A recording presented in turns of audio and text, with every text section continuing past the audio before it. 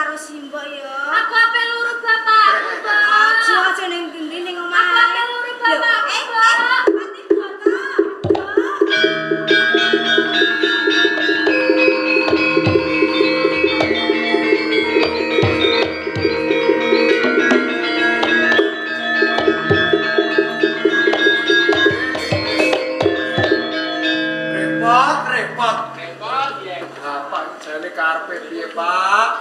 Lho aku nganti meruntus tak enteni seawan ndang ora teko. Karepe iki kepiye kok papan kiring tengah alas bendina kon gegladen. Ha, Pak. Pandiro. Sampeyan iki karepe piye, Pak? Pak iki nganti meruntus kabeh aku. Iki tak perintah supaya gladen olah bela raga, ora gemang-gremeng kaya ngono kuwi. Sawangen kae lho. Apa? Watune ngisor tak unggah kene dhuwur gunung, kon dhuwur tak udhukke meneh. Kuwi kuli batu apa Lho ben kuat ya, Pak. Ben rasa. Ini Jogwandiro. Nganti saben dina kuwi iki tak perintah supaya gladen olah bela raga. Jalaran bapak iki duweni karep. Duweni karep. Ning jagat iki bapak duweni musuh. Lho. Bapak iki duweni musuh. Menawa bapak duweni musuh piye santine kan? Lho, sampai wijine nganti tak gedhekke nganti semene gedhe. Lho. Musuhe bapak padha karo musuhku, Pak. Sapa, Pak? Musuhe sampean, Pak? Ya pengin ngerti.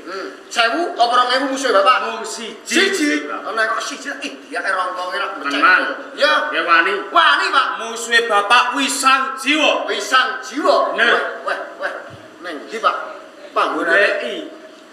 Kiwa tengene kene ana ora? Mestine ono. Ya sampean ning omah golekane wisang jiwa. Goleki Wisang Jiwa ketemu gebuki Joko Wangku.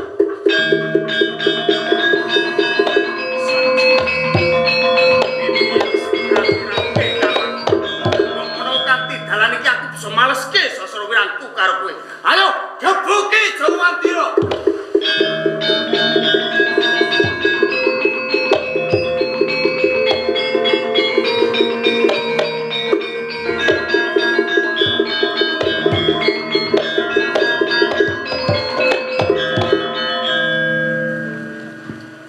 Apa? Ingat-ingat apa?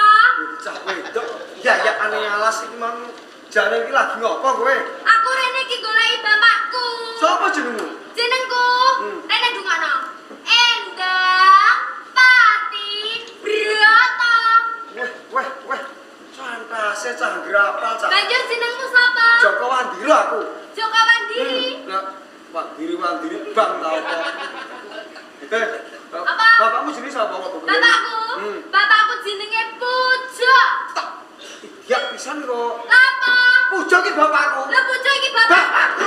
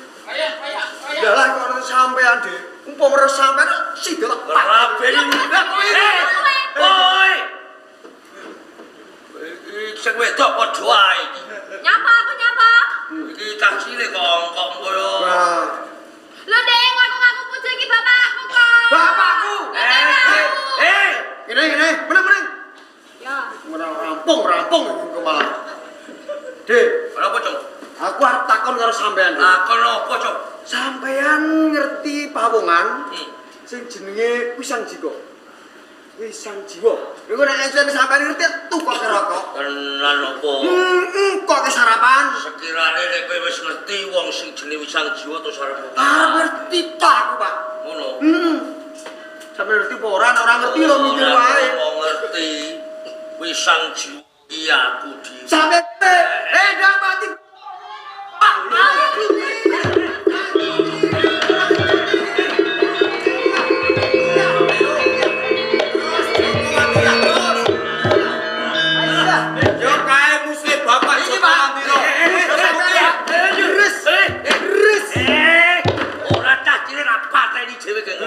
Musuh sampean. Iki sing wedok njaluk tak tekan kowe Wisang Jiwa.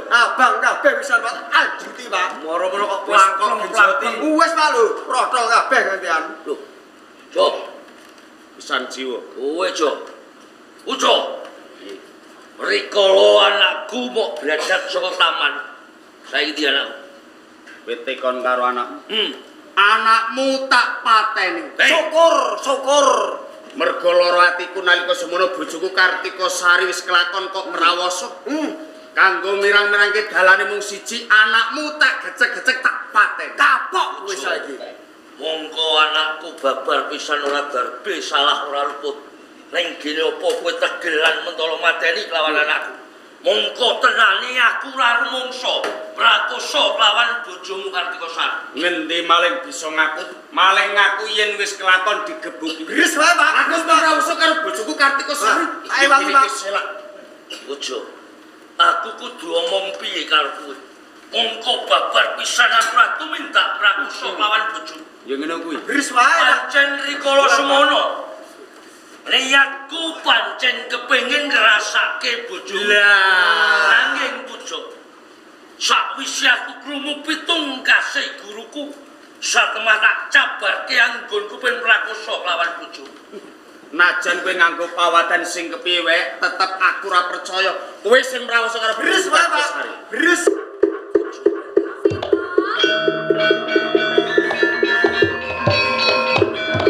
Musuh Bapak iki. Lho wis dipisah kowe jeng goleki. Musuh Bapak. Nyapa iki si Baku? Walah, yo. Yalah. Pani kowe karo si Baku? Maaf. Nduk. Galake Nduk, karo Pak. Kowe lah goleki bapakmu to? Nggih. Lah kae bapakmu pujo. Bapakku, aku kangen kowe, Pak. Iki bapakmu kok. Kartika Sari. Ya kowe itu kondo seto bocah cilik iki, bocah wadon iki. Kok iki anakku? Lah pancene kuwi anakmu kok. Bapakku. Bosek. Wong kowe bisa kondo kaya ngono. Senalika semono kowe diprawasa karo wisan jiwa. Yen ngono bocah iki titise wisan jiwa. Ora sadurunge aku diprawasa kuwi aku wis meteng kok, Kakang. Pak, Tetep aku ora percaya karo kowe. Pak, Percaya? kudune percaya wong ancene Kakang karo adine padha bareke, aku barek Ki Ayu. Pas yo, Pak. Kowe barek. Pas. Jabang bayi. Potong ora dirai kok mbarek.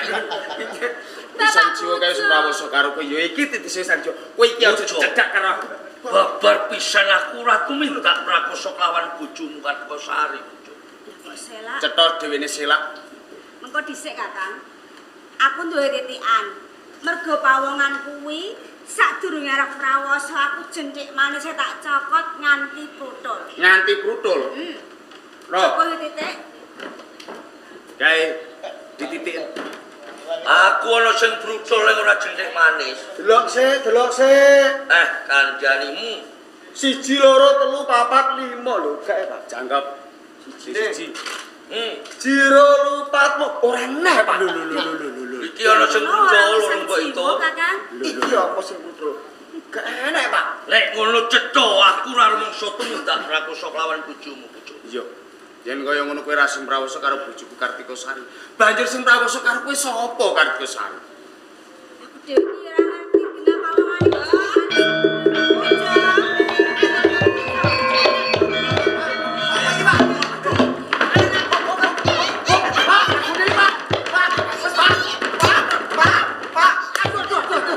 Waduh, iki bojomu. Lah tak sendiri Pak. Kasine kok. Ame jaluk mie apa piye kowe? Kok nesu-nesu. Iya, sik panus kabeh lho. Kowe dadi tekon karo anakmu. Anakku ndi? Anakmu Iya, Pak. tak gecek tak pateni. Lho malah guyu. Tekon dijawab malah guyu. Mongko aku babar pisan aku minta prakosa bojomu. Saiki nyang ndi anakku? Yen kaya ngono aku bakal bloko. Satenane orang Jabang kae ora sida tak pateni. Saiki wis dewasa ya kae anakmu Joko Wantira. Iki Bisa. Lah, Kae lho. bapak lho. Kang Mas Putrane. Aduh, Bapak.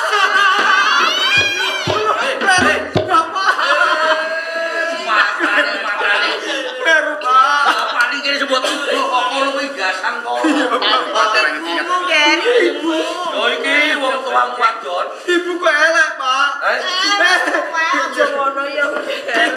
gak kene jalomi. Enggak. Ujo, aku rumangsa matur nuwun. Jebul rikala polang jabang bayi sing kok bladat iki dina kok gula wentah. Dadi dewasa.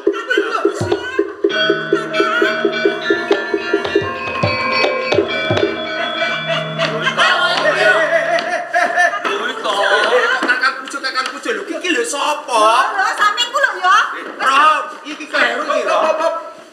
Iki kabeh iki sapa kowe iki? Lho kok sapa lho sampeyan wis tau turu weruh aku kok sapa iku lho Kakang? Lho, dadi ngono. Iki kan sasmu iki adikku. Pisang jiwa aku ora nate turu bareng karo Roro Ruhito iki ora.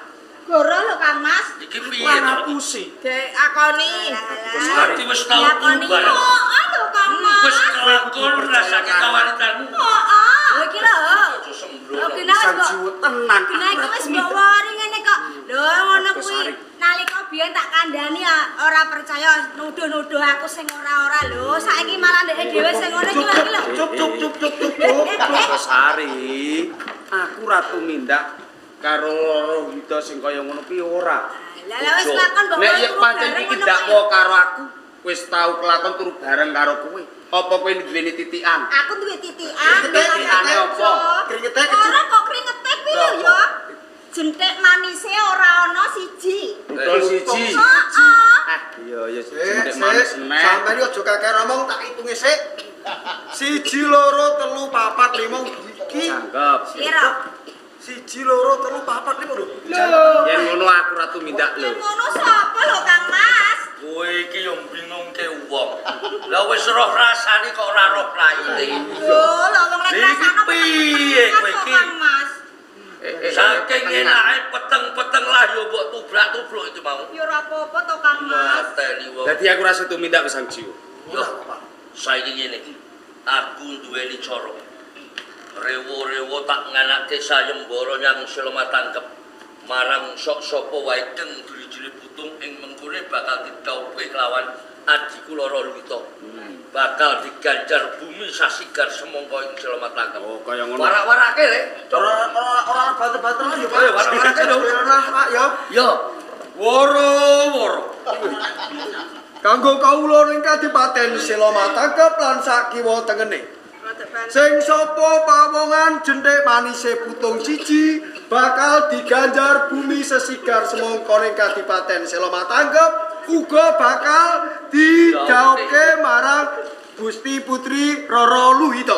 Wis banter lho, Pak.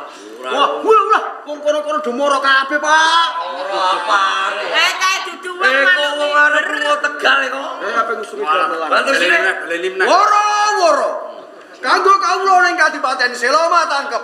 Sing sapa jeneng manise putung siji bakal diganjar bumi sesikar semongko uga bakal didhawuhke marang Gusti Putri Roro Luhito. Endi, Pak? Aku segera lho, Pak. Sul.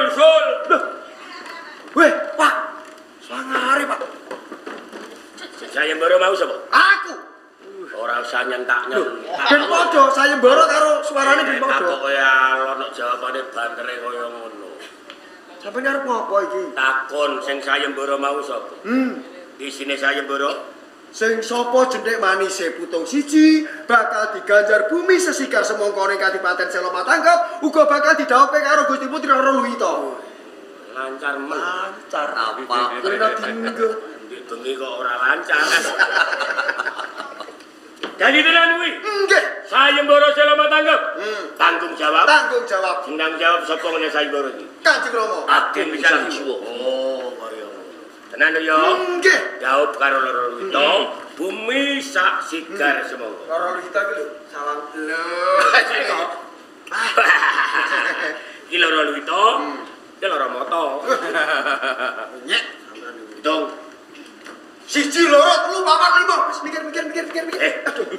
Nih, Tangan iki lumrahe loro. Lah iki, Bro. iya. Iya.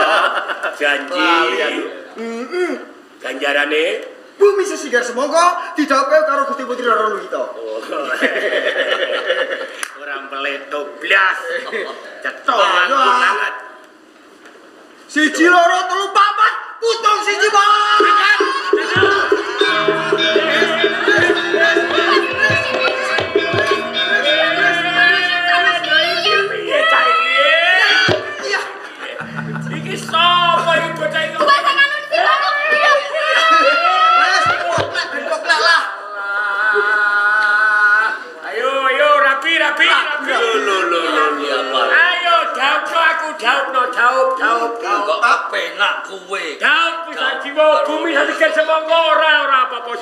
jauh karo kita. Waning pati. Pancen kabeh ki mung tak sengaja aku rewu-rewu gawe sayembara. Jebul menungso sing tumindake licik iki kuwe. Waning pati. Aku ngopo? Ije ora gelem nglakoni kaluputan. Mongko kowe wis tumindak mrakosa Kartosari. Aku kengkeno tak. Prawoso kari kok Wis sing prawoso karo bojoku. Kurang ajar kowe iki. Kalah pisan tong. Lho. Pisan wong tumindak. Aku sing ora ngerti perkarane. Gebol pulutik. Kowe ngawani kadang kula luto. Lah iki saka tumindak. Lah aku ora njaluk diwehi. Lho. Ayo jawab. Ora usah kesana yo. Jawab aja. Sing mau kan jurang.